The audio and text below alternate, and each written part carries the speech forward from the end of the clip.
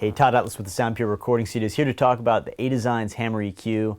It's a favorite EQ here in the studios here. It's got a hybrid tube design, which subtle tube coloration, and really the EQ itself is quite subtle in the way it operates. And what's great about that is it's not a scientific surgical instrument to dial in some narrow frequency band. Instead, it's really like a broad stroke tonal coloration device. The tubes add a little bit of flavor and warmth to it, but really the unit can be used almost transparently in its subtlety, or it can actually make some pretty wide manipulations. The great thing about that is whether you're using it behind a preamp on tracking or in post while you're mixing or across the tube bus, it's actually incredibly useful in all of those different circumstances. Let's take a quick look at it. Pretty basic functionality, in and out, which is a true bypass. We've got a high and a low cut. We've also got fixed bandwidth, and we've got completely continuously variable cuts and boosts from 0 to 12 plus or minus dB. You'll notice that we don't have any ability to control the width on the EQ. That's just not what this thing's about. It's about big, broad stroke coloration. So let's check out some piano recordings and hear what this thing can do.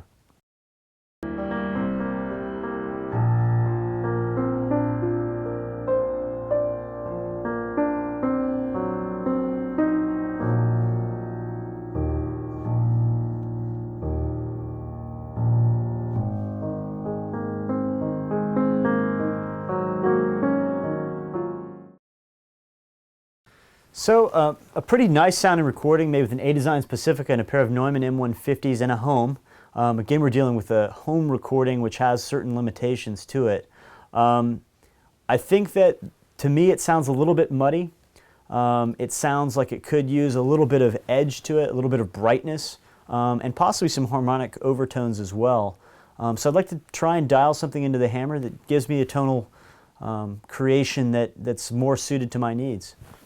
What I've done is I've cut a little bit at 300, and I should say this is obviously a stereo EQ, if it's not obvious to those of you looking, that each channel is controlled independently, but I'm dialing both in more or less similarly. Obviously, I could get fussy and deal with each channel separately, but for the purpose of this video, I'm going to be fairly crude and straightforward just to demonstrate again the tonal possibilities.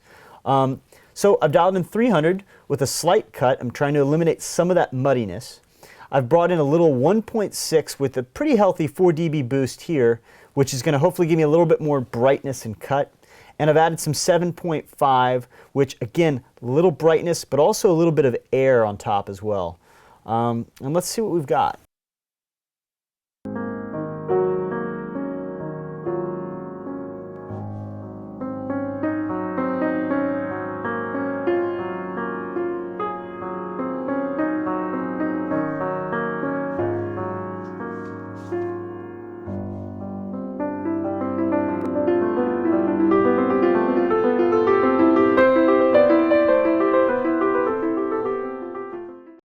Let's take a listen to a track recorded with a A-Designs Pacifica and P28s in a house on an old Steinway, which home recordings do often need a little help, both for the room correction and in order to make them tonally a little bit warmer sounding. Let's take a listen to the initial recording.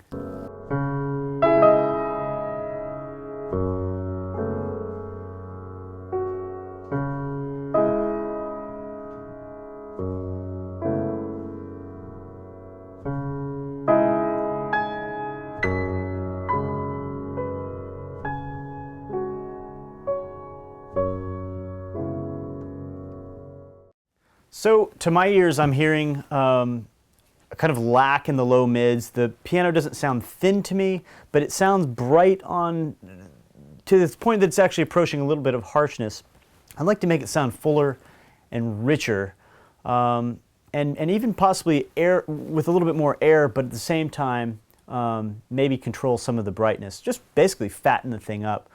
Common problem for a lot of home pianos. I've dialed back just a little bit of 2K, which I found to be, a little bit on the harsh side of things in terms of the bright area. And I brought in some 10K, quite a bit, which is going to allow me a lot of air and overtones to shine through. And this is just one way to do it. Trying to correct for what I didn't like about it, but it really does demonstrate the kind of tonal qualities this EQ can provide without sort of robbing the piano of its character.